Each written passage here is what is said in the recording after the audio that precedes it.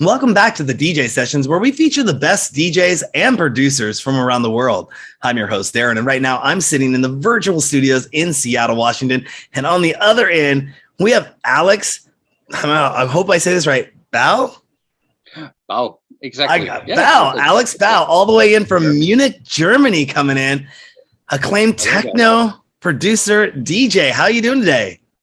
I'm good. We're still here in wintertime, so there's nothing else you could do on a Monday evening, or shall I say Monday evening? Yeah, it's Monday, right? Yeah, okay. Looking forward for some nice questions. Mm-hmm.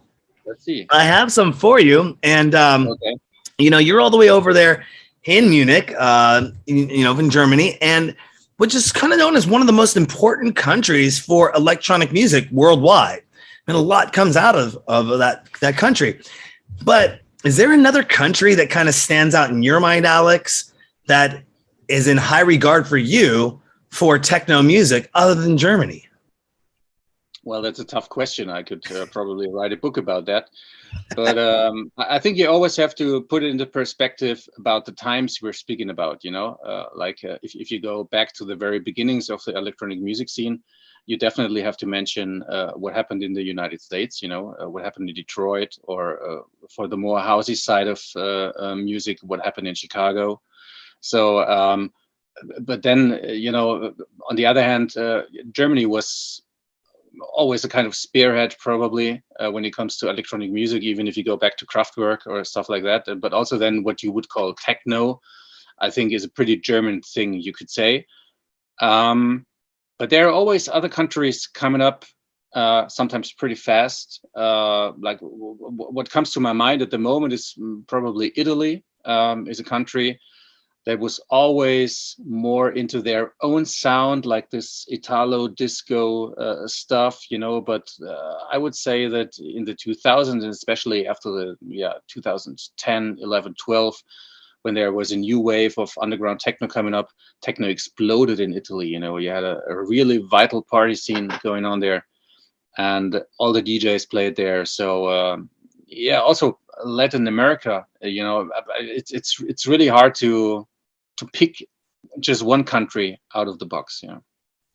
Understandable. And if you could go back 50 years in music history, or go 50. Forward 50. I used to ask 25 years, but then I realized that only takes people back to the year 2000, basically. But I just changed it up. I just changed my question right on the fly. And I said, if you could go back 50 years in music history or forward 50 years into the music future, which one would you pick and why? If you would have said, let's go back 40 years, then we would have ended up in the 80s. And 40 years.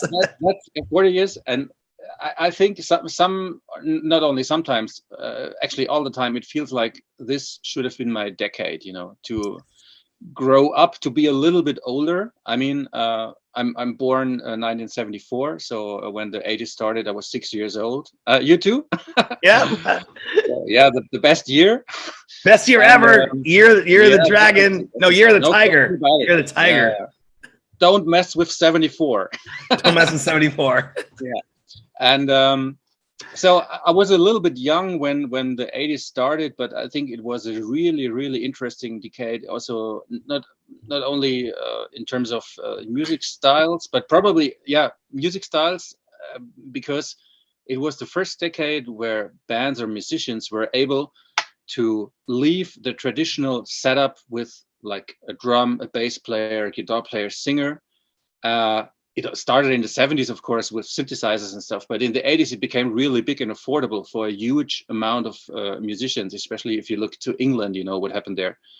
And then this new wave post-punk scene coming up there, and the pop music in the 80s was just phenomenal. And sometimes I regret that I wasn't a little bit older to pick it up that live as it was back then, because when you're 6, 7, or 8 years old, like 1982, let's say I was 8 years old, you're not really that much into the whole background stuff of musical history and everything around that. But it really influenced me all over. I'm still a big fan of the sound of the 80s and what started back then. And Yeah, the second part of your question, what happens in 40 or 50 years in the future? I don't know. Probably we will still listen to music from the 80s. I don't know. But also to techno, of course, you know. I mean, Yeah. techno for me is a kind of natural development that was the logical consequence of what happened in the 80s. And so everything is related, you can say. Yeah, you know, it's interesting you bring that up, and seeing, you know, you grew up at that time. I grew up, and my brothers were in a band, and they were older than I was, but here I was. My dad had financed the studio for them, a small studio, 8-track recorder, 4-track recorders. But one of the objects they got was some rack mounts and a synthesizer. And back then, the instruction manuals, when you got them, they were translating from Japanese to English. So they didn't really read too well. Like they wouldn't read like normal things. But I found myself at 8, 9 years old in the studio playing with the synthesizer. I think that was one of my favorite instruments of being able to just go in and tweak things. And I wasn't supposed to be playing with the equipment in the studio. I wasn't supposed to be, because it was in my brother's bedroom, and let alone be caught in your older brother's bedroom. Charlie horses ensued. But they would come in and be like, how do you know how to do this? And I'd be like, well, first of all, I picked up and read the manual. Second of all, you know, I just would get in there and play with it and make sounds and piss off the neighbors with like our big sounds, like, you know, and just, but I always like, you know, yeah, I love that sound, and setting the way forward clock, you know, almost, 30 years, well, 20, 30 years later, I got some little pieces of equipment. I've never been a musician. I've always been a videographer, as we were talking a little bit before the show. But I got my hands on a Roland SP MC505 and an SP808. Okay. And I would sit down at my buddy's house, and I was just playing with this sequencer and playing with this sampler. And we'd have fun making just nothing serious, not trying to be a musician. But it was just so fun using technology to do that kind of stuff, what you can do, what you can manipulate, and how everything's gotten from bigger to smaller. Mm-hmm. And it kind of leads me right into my next question. When I was looking up stuff on you online for this interview, I see that vinyl plays a very kind of key component to your preferred setup. And have you found that hard to hold on to with the influx of technology coming to the market? Or are you adamant and said, this is part of my setup, this is going to stay with me forever? Obviously, I see your collection over your shoulder there. I have to say, of course, meanwhile, for more than 15 years now, I don't play vinyls in the clubs anymore, except some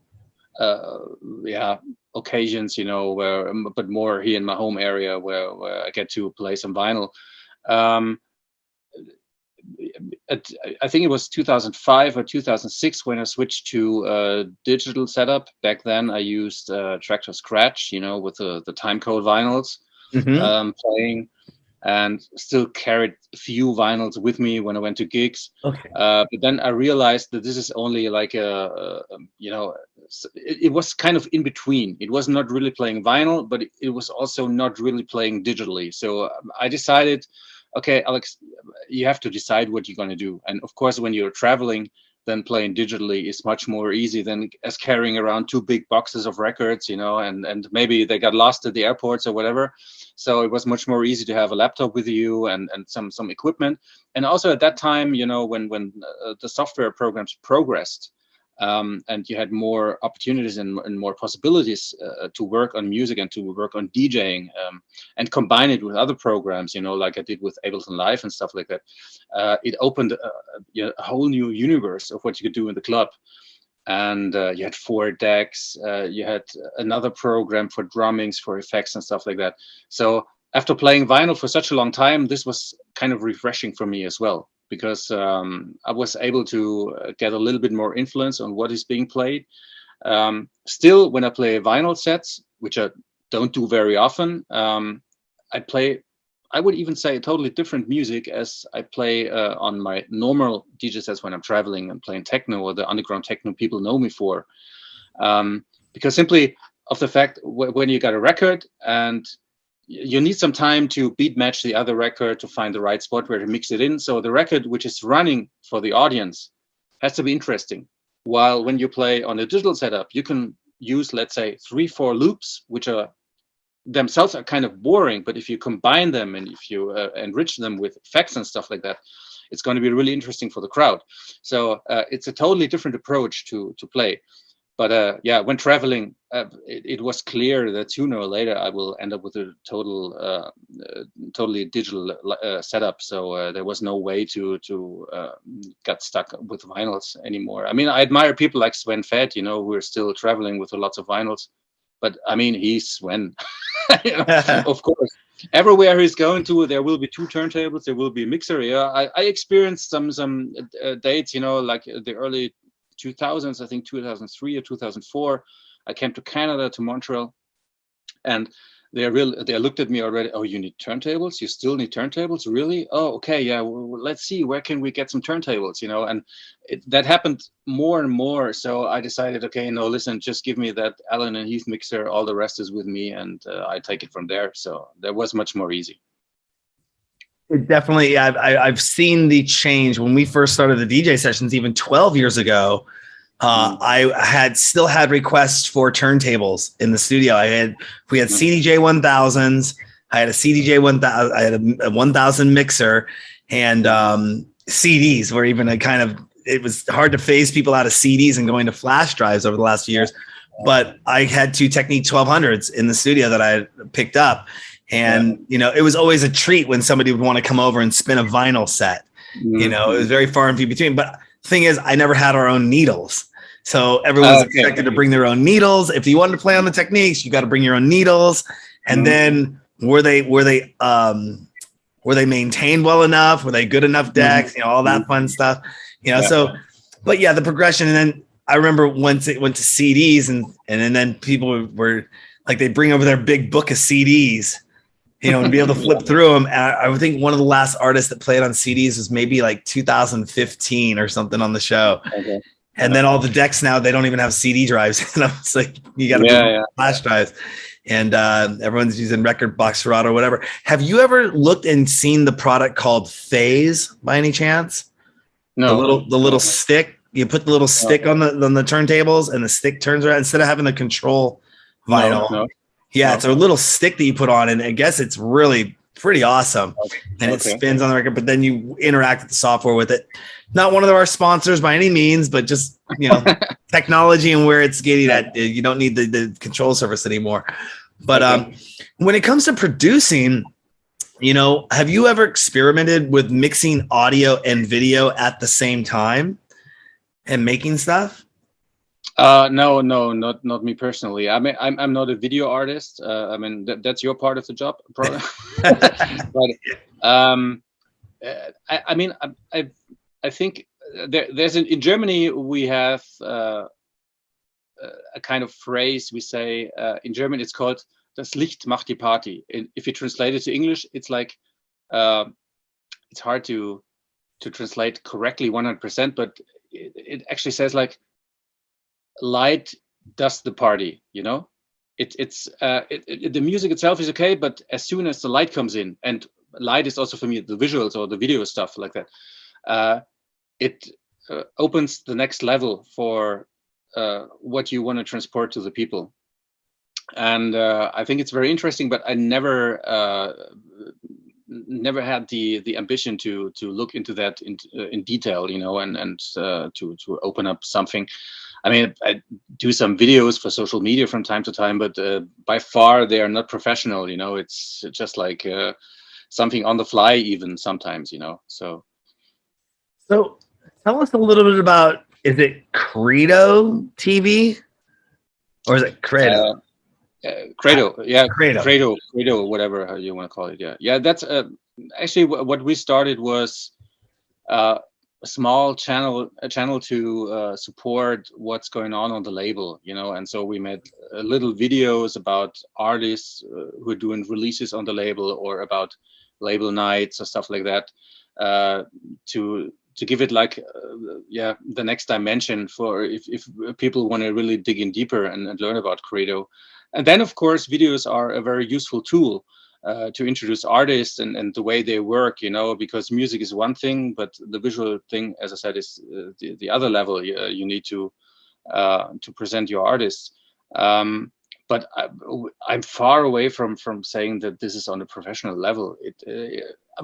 I'm also a little bit. I'm hard to work with in terms of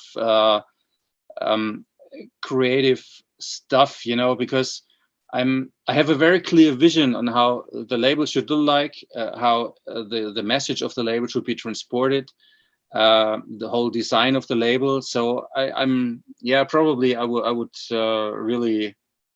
I would kill friendships probably, if I got somebody who would do videos for me, and then every 5 seconds in the video, oh, can we change that? Can we change that? So even if I know I'm not professional and the videos we do and we bring out are not like top notch, but at least the vibe is okay of the videos, and it reflects the idea behind the label. And this is, for me at least, it's more important as having like the technically 100% perfect video out there to the people, because if they watch it on the smartphone, it doesn't matter anyway if it's like on 4K or on whatever, So I'm too far away from being a professional video engineer. So totally understandable. I was going through the site, looking at some stuff there. Really, really cool little videos, short ways. It's a great way to promote. I recently just got into TikTok. Okay. So I crack myself up every time I say that, because I know that people are moving away from a bigger social media platform that shall not be named. I know there's another social media platform that's owned by said social media company that shall not be named. TikTok is not sponsored in any way, shape, or form, but I just get a kick out of what I see there and the short videos that can be put up there, but reaching a lot of people in what they do. But we can talk about that in a few moments. You mentioned some of the artists. You work with other artists on your label, and who are some of those artists that you work with on your label, and why have you chosen them? Well, I have to understand the idea how this works. I have to go back to the beginning of Credo. When I started Credo, it actually was an album I did on the Zenith label back then, which was the former label of Marco Corolla. Then Marco left, and the label was continued by the label owner. And I did the first album, and that album was called Credo. And then the whole company collapsed. I've never seen any money for that album. It was a mess. A lot of artists got fucked up by this guy, and so I was kind of, it's how can I say? It was a shock, actually, because I invested a lot of work, a lot of time into that album, and I really expected to become an established artist on the label, and then everything is over. And then I think, like, what the fuck? What happened? I spent so much work and so much time, blood, sweat, and tears into this album. So how can I continue? And then the idea was clear. Okay, I have to continue it as a label. And then in the very beginning, my idea was always, I don't want to open up a label for a row of artists. I just want to have my small platform for my music. When I feel it's right, I will go and put out a record, a vinyl or tracks, whatever. And then I received a demo. It was from Volker Zwart from Holland, who was a promoter there in Holland. I knew from parties. I was playing for him a couple of times, and I didn't know that he was also producing music, but he sent me a demo, and I was blown away. I was like, what the fuck? I have to get this out. And that was the point where I said, okay, now we are here. Now I have to open the label for new artists. And that's what I did. And but for me, it was clear it should not become like a second drum code or whatever with, artist list from A to Z or whatever. I just wanted to focus on a few artists I know personally. This is very important for me. I don't want to work with people I don't really know personally. In the end, then it developed quite well. So we had the 10 years anniversary of Credo a couple of years ago, and we had some nice stuff coming up. And then the pandemic came, and everything was changing up again. And so, meanwhile, I'm reducing the activities on the label, of course, because it doesn't make sense to be that active when clubs are not open. At least not here in Germany. I mean, I know some countries they reopened the clubs already. but it's club music, what we're talking about. And if I go on full throttle, I want to have it out everywhere in the world and not just in a few countries. So I kind of reduced the row of artists again. So it's a small amount of artists I'm working together with. I have to mention Dirty Basscore, which is a good friend of mine. I have to mention Soulfight. I have to mention Mick Darrell, a good artist. Have to mention Calendar. Well, he's written as KLLDR. These are the main artists actually. Mikael Jonasson, not to forget, from Sweden. Nice guy. I really love him. We're good friends. And this is the basis I want to continue after the pandemic, to work with them and to put releases out on occasion, but not like, hey, we got a schedule, guys. I need the next release. We have to release something every 4 weeks.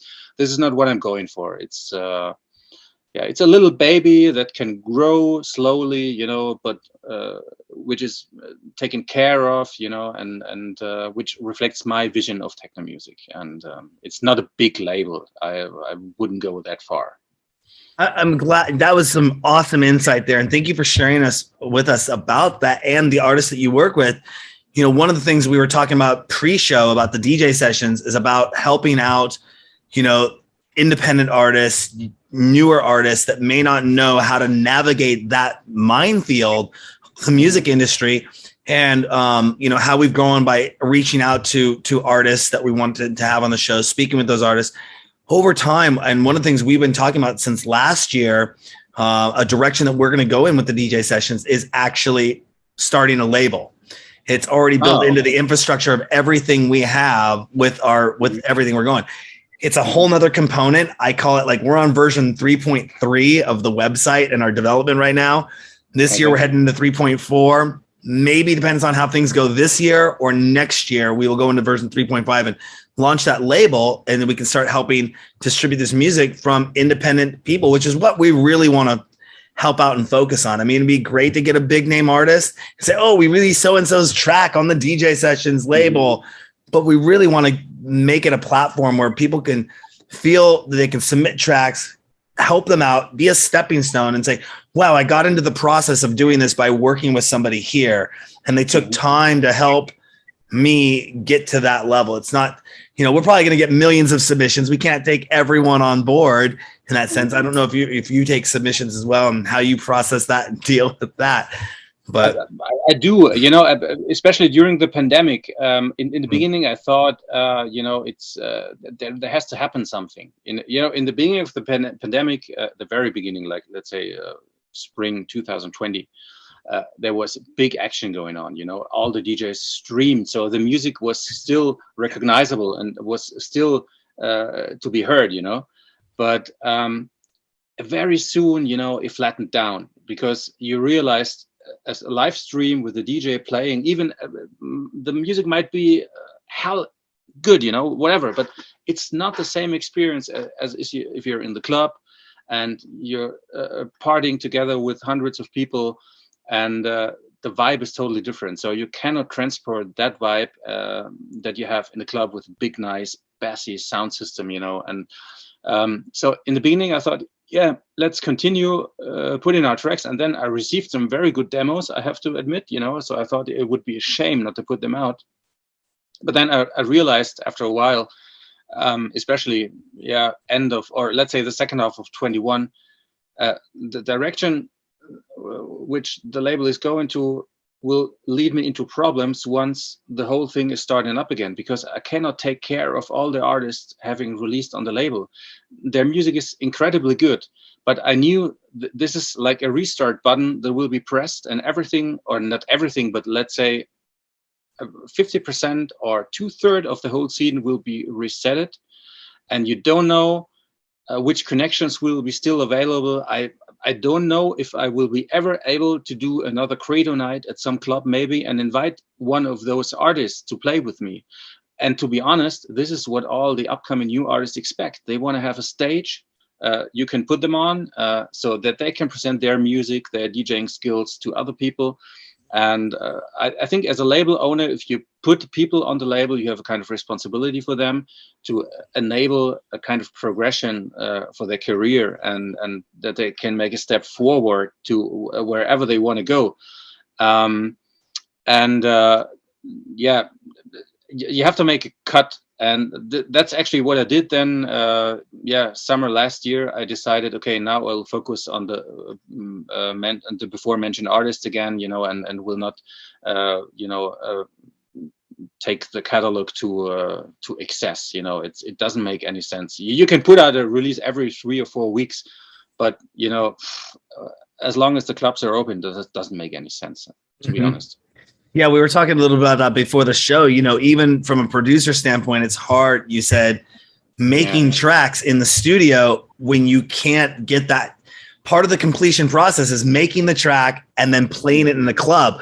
We have one of our clubs up here that has a Function One sound system in it, and a lot of producers, when they first opened up, they didn't care that they had the opening slot. They didn't care they were there when the doors open. Nobody's in the room.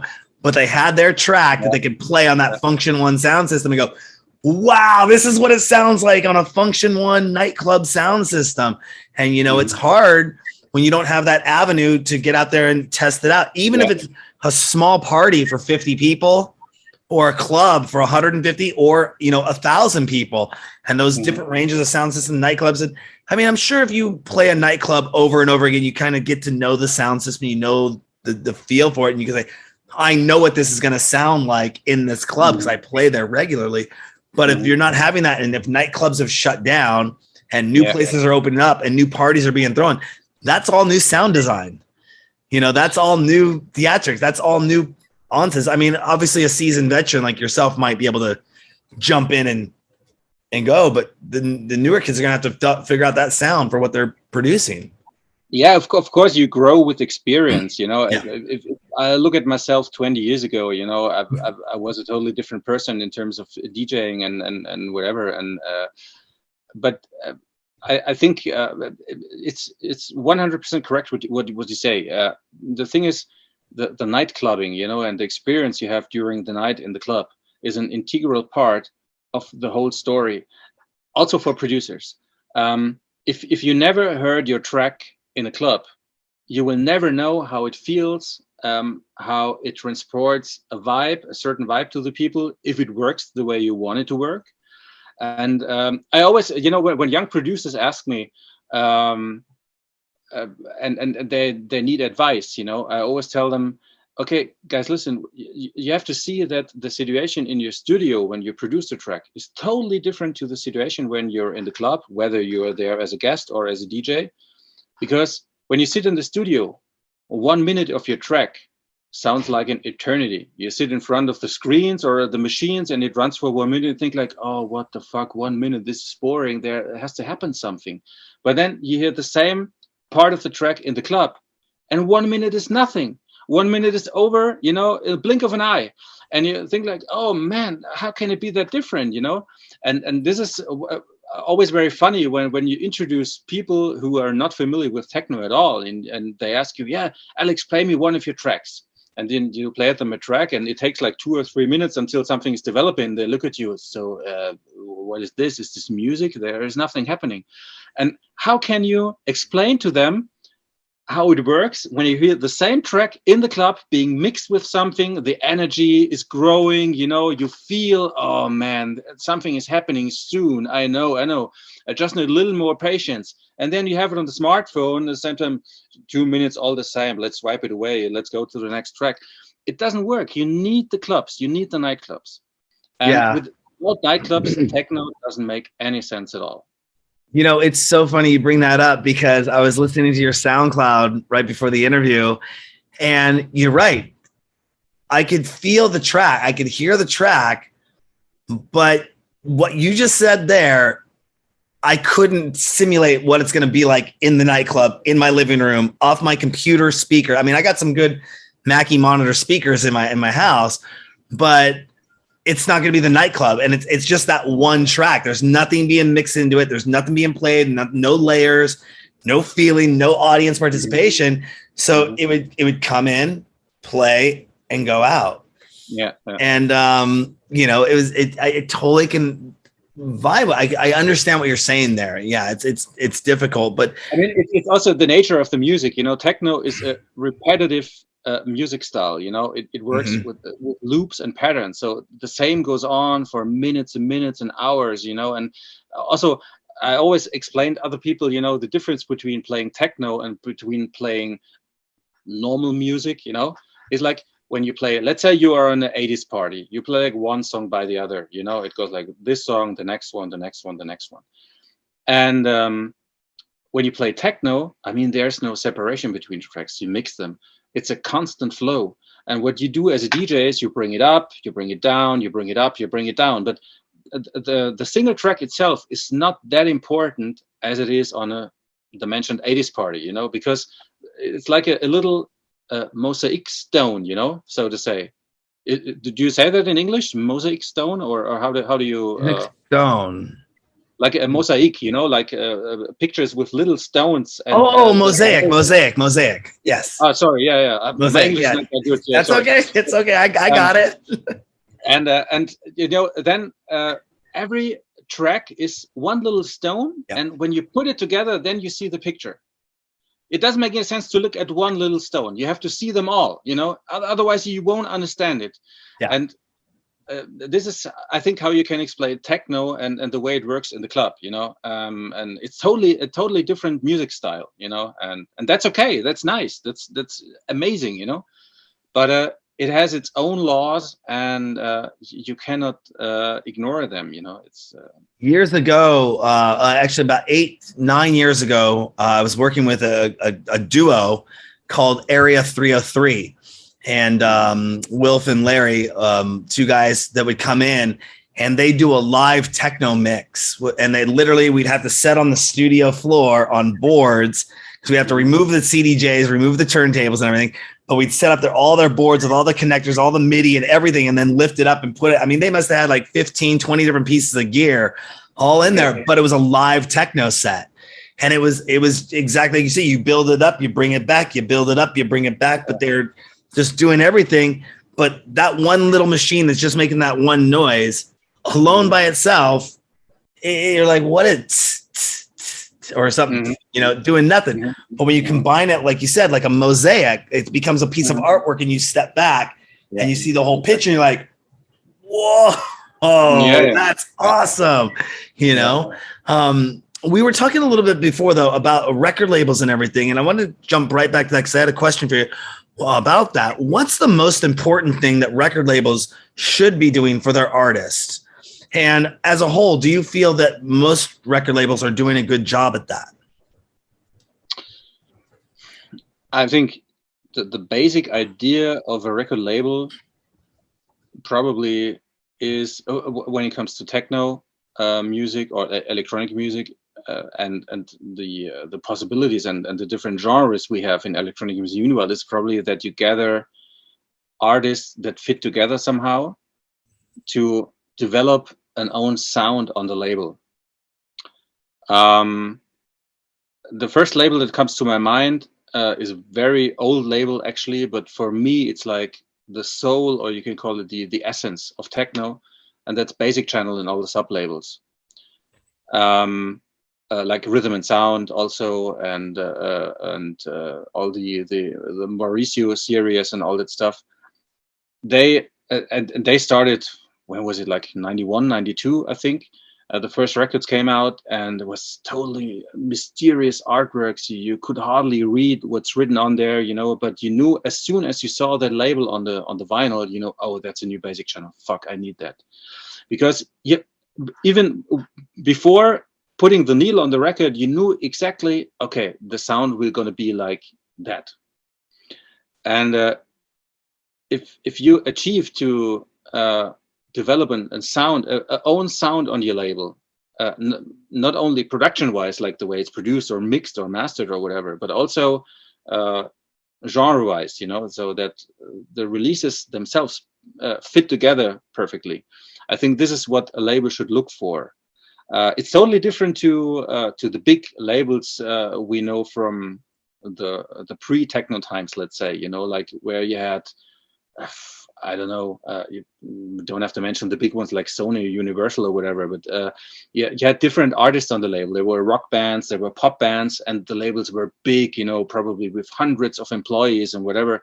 And it was a commercial product. But with techno, everything was reduced to a kind of bedroom story. So meanwhile, you're able to spread your music within an hour to the rest of the world. And then you have to take more care about the message you want to transport. And I think for a label, as we talk about music, it's the sound, probably. Yeah. And talking about distribution and getting that music out there, one of the things that you have with Credo, and I hope I'm saying that right, Credo, yeah. Mm-hmm. Credo is Credo Radio. And tell us a little bit about that outlet and that means of distribution. How did that come about when having a label? Do you find it being a crucial part of what you do as a label to have your own distribution rather than relying on others for distribution?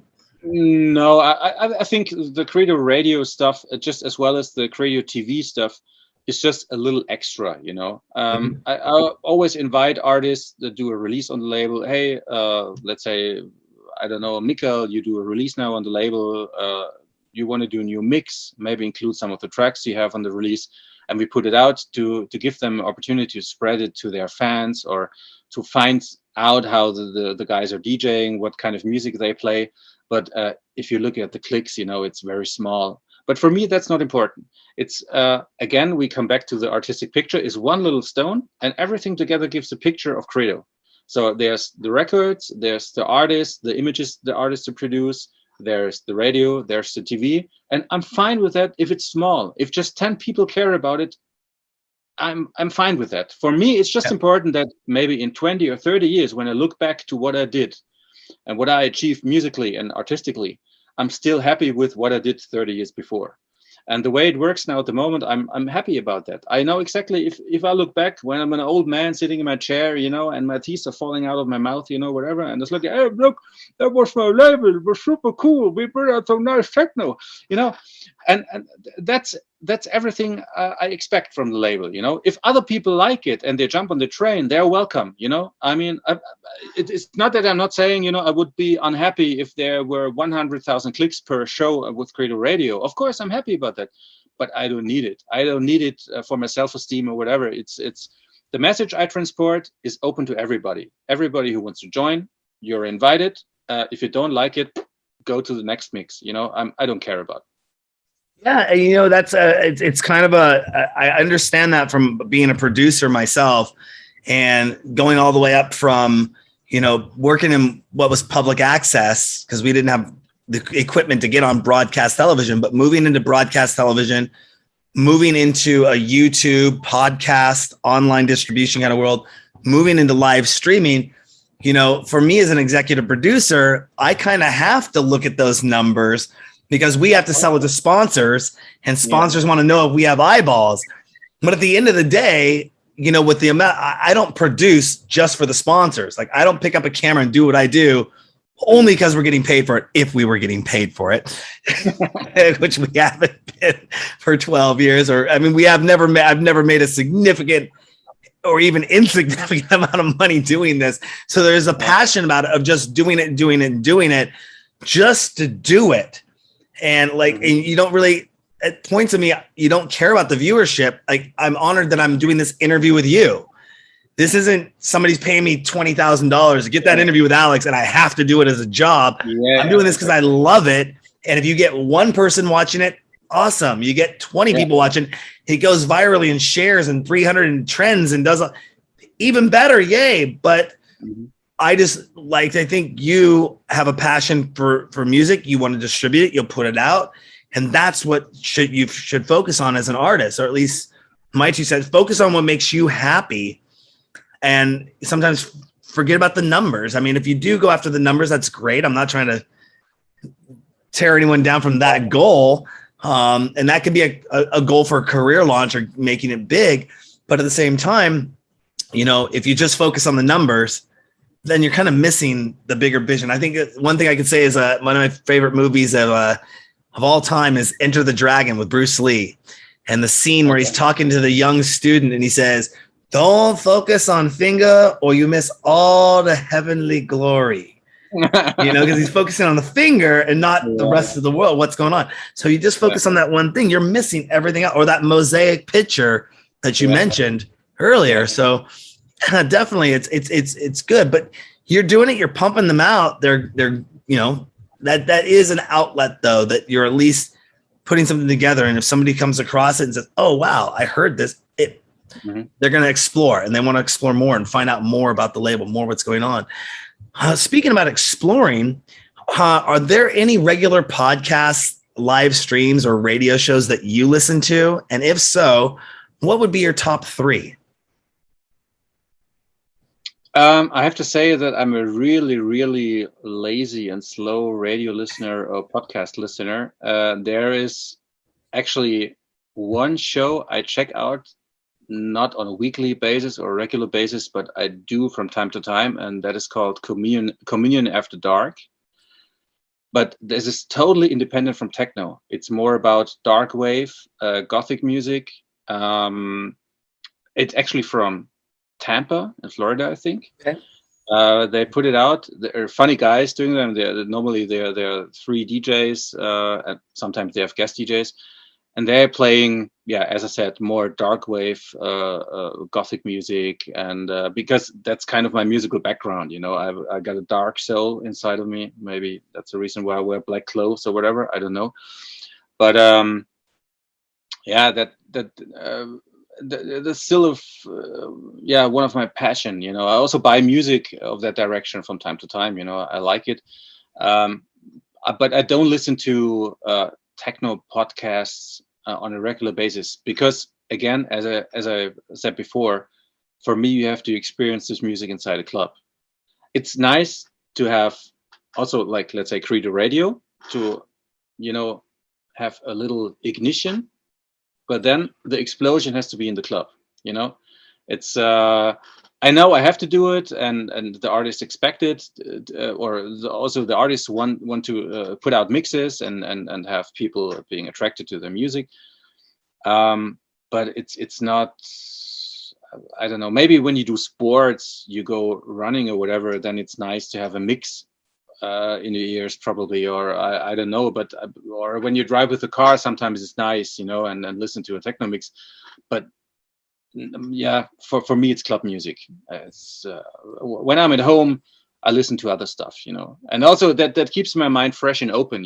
I'm not just on one style. You could ask me, hey Alex, could you do an 80s party? And I could play 6 hours of 80s music, my favorite tracks, and then after the party I would say there, oh fuck, I forgot to play that, so it's techno is just one part of the whole music world out there. And only because you do techno as your profession and as your passion, which is definitely my passion, it doesn't mean that I'm not open for other styles of music. So I love ambient music so much, it gives me a lot to drift away while listening to, let's say, even Brian Eno stuff from back from the 70s or 80s.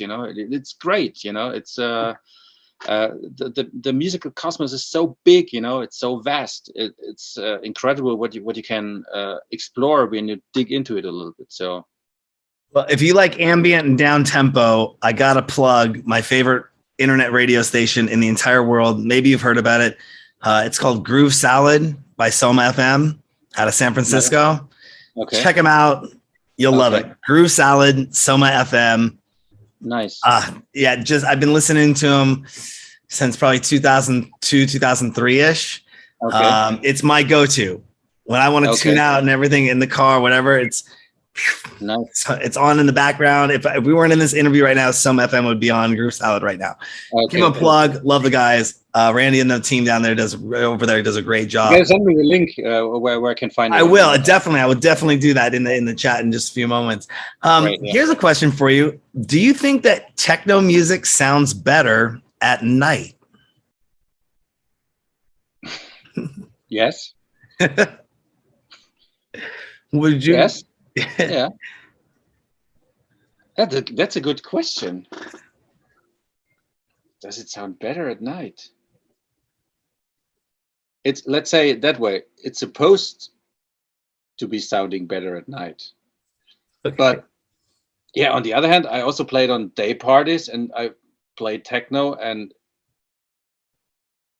no, it has to be the night. Yes, 100% for the night, because when it's dark, you have the light, you know, you have the full experience. During daytime, you have too many distractions, you know. Yeah, definitely night. Yeah. I prefer dark, sweaty nightclubs with just stroboscope and fog compared to a daytime festival. Yeah, it has to be the night. Makes perfect sense. Night. Right. And speaking of light and color and the absence thereof of color, I was looking through your socials and looking online through your photos and obviously your website. It's a lot of black and white.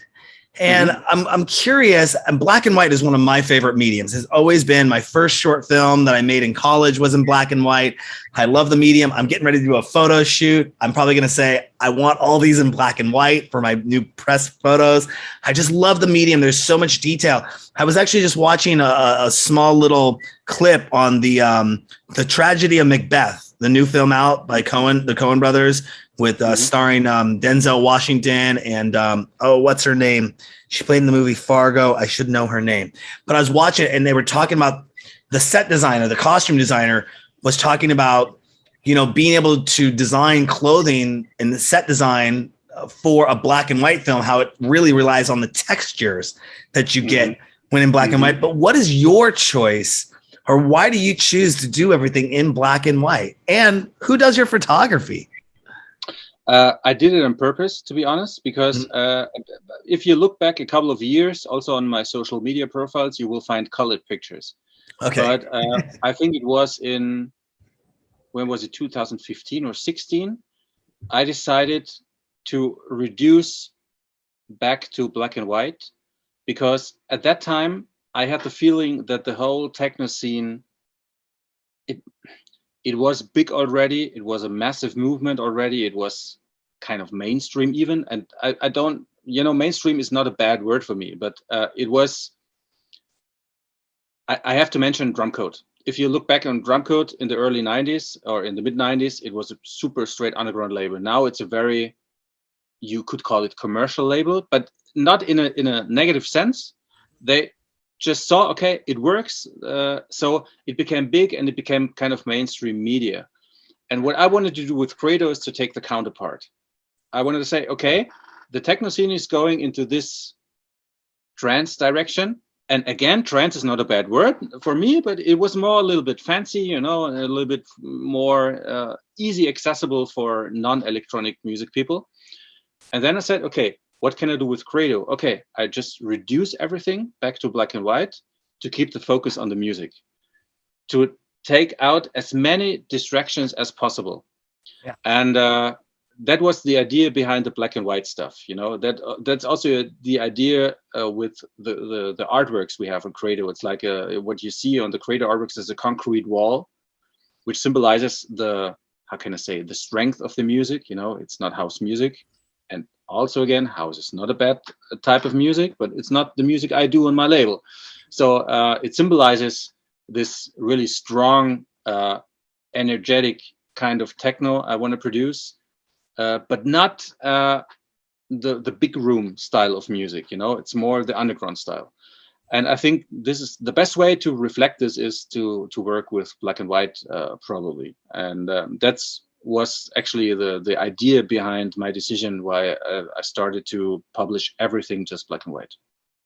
And who does your photography? Who does your videography? Oh, yeah, I'm working with two people actually. One is a good friend of mine who's also a creator artist. That's Toby, the artist who releases as KLLDR on the label from time to time. He's a really talented, I guess, a graphic guy. You know, he always finds the perfect spots for making photos and make them work in a very special way. And there's another friend of mine from Zurich in Switzerland, Silvio. Hello, Silvio. Maybe you see this. I always called him the Anton Corbijn of Switzerland, you know. So these are the two guys who actually made all my pictures I use over the last years. Awesome. You know, it brings me back to one of my, like I think I mentioned this, one of my first films that I made in college, and going from black and white. Where we shot it was very colorful, but I knew I wanted to be in black and white because, like I said, that focus on the actors, if I'm being generous here because none of them were professional actors. So this is college students at the time. But, you know, I wanted to focus on the action that was taking place. And I also wanted people to focus on the music that was taking place, because the music was actually telling the story of what was going on. It wasn't just like, it was actually combining two things. So when you threw in the color, your eyes would have to adjust and look at everything. And why is this here red? And then this comes into green. And there was just turning to black and white solved that issue.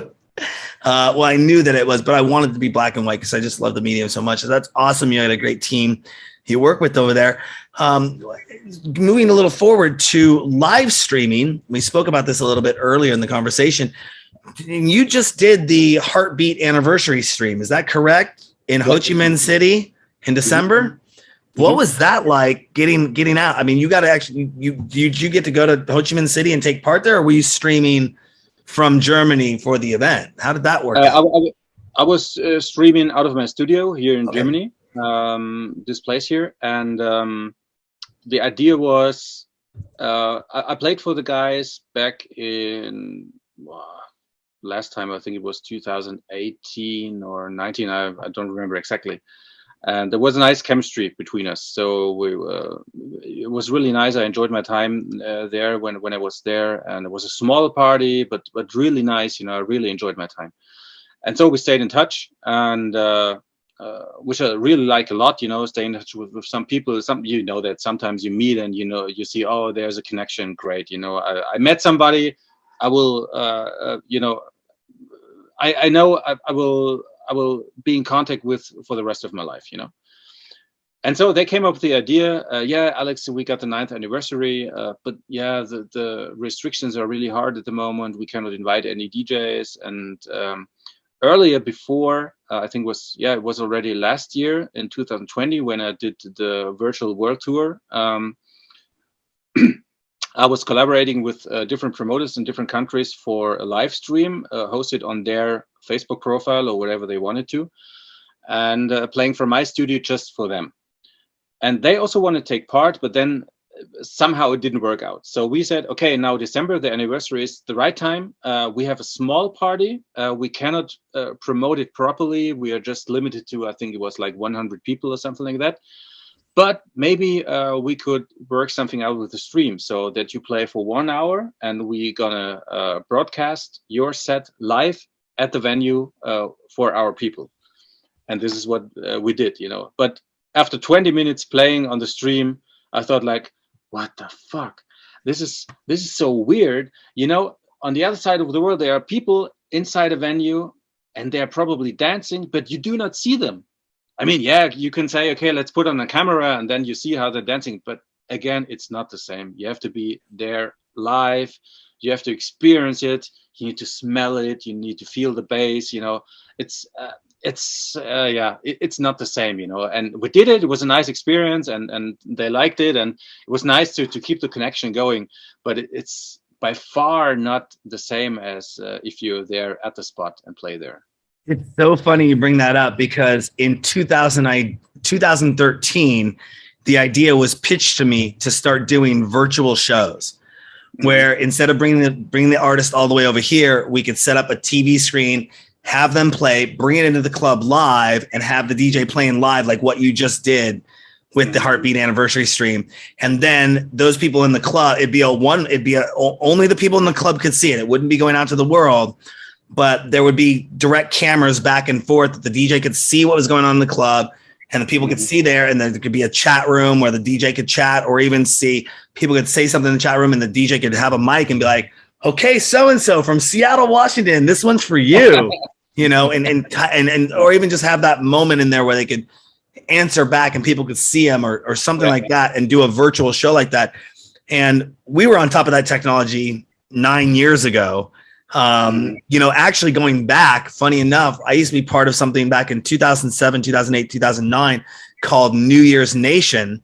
And they would take 10 nightclubs around the United States, New York, Miami, Chicago, Pittsburgh, all these different, LA, Vegas. And we'd go in and we'd set up a live stream from each of the clubs. And we'd send that live stream back to Dallas, the hub.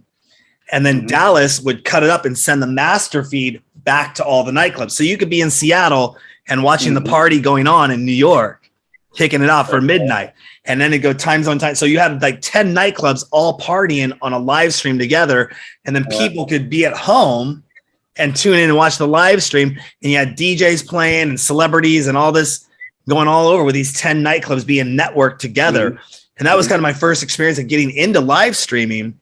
And I kind of just over time kind of rolled with the ball and rolled it into what we're doing with live streaming. But it's interesting that artists like yourself have art. I think I am wondering if we're going to start seeing that happening, where an artist could be like, I'm coming in remote, but you're not feeling it. You're not there. I mean, maybe there are some artists who can get along with that experience, you know, but I know for myself, I know I prefer being there live at the spot, because even though technology has given us so many opportunities and possibilities to spread what we do to the world, you know, and you know, I mean, everything, the whole knowledge of the world is just inside a small device you could put in your pants, you know, and it's incredible what happened, you know, technically.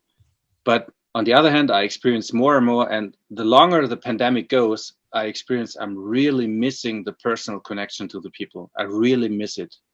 I mean, I also miss, like, you know, getting upset about fucking delays at airports or whatever, you know, but it's okay. That's part of it. That's okay. You know, it keeps you alive, you know, then something is going on, but always just staring to screens. I mean, it's a great thing what you do, you know, but this is a totally different thing, because what we do is we transport some kind of background information. You cannot do it in the club, you know? Yeah. So, maybe for some of the people watching this, it's going to be interesting what this blonde guy from Germany tells about techno, you know, and then maybe they see me in a nightclub and then they bring it together. This kind of music he's playing, that's what he said. Yeah, it makes sense. But when it comes to the music performance and the party itself, nothing can replace a live experience. Yeah, that's my opinion. I'm glad you brought that up, because that's one of our key focus points. Is we didn't start out doing interviews online with people from a computer screen. We started out being backstage on the street, pounding the pavement. I literally bought $100,000 truck with a glass box on the back of it to make a mobile television studio to pull up in front of events, so I could have an on-the-go studio and do interviews and have DJs play in front of thousands of people that are going to these major events. And that brings me right into something that you play, ADE. Is that something that you make when it was there? I mean, pre all this stuff that happened over the last couple of years, was ADE something you took part in every year, or are there other festivals that you do take part in over there in Europe, in that EU area?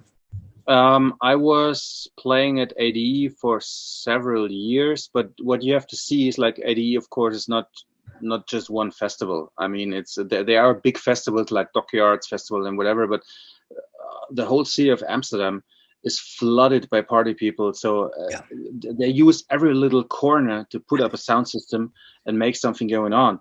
So I was happy to have connections to some promoters, to Volker, for example, the guy I mentioned before. He was doing really, really great ADE parties for years. I think the first time I played at ADE was in, when was it, 2012, I think. And then I played every year.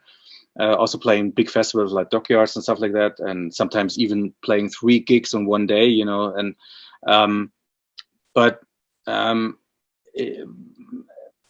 can I say? I mean, I did that because it was normal at that time, you know. It will be coming back after the pandemic for sure. Not sure if I'm gonna play there again. I don't know. It was a nice experience. I would play again probably, but it's how can I say?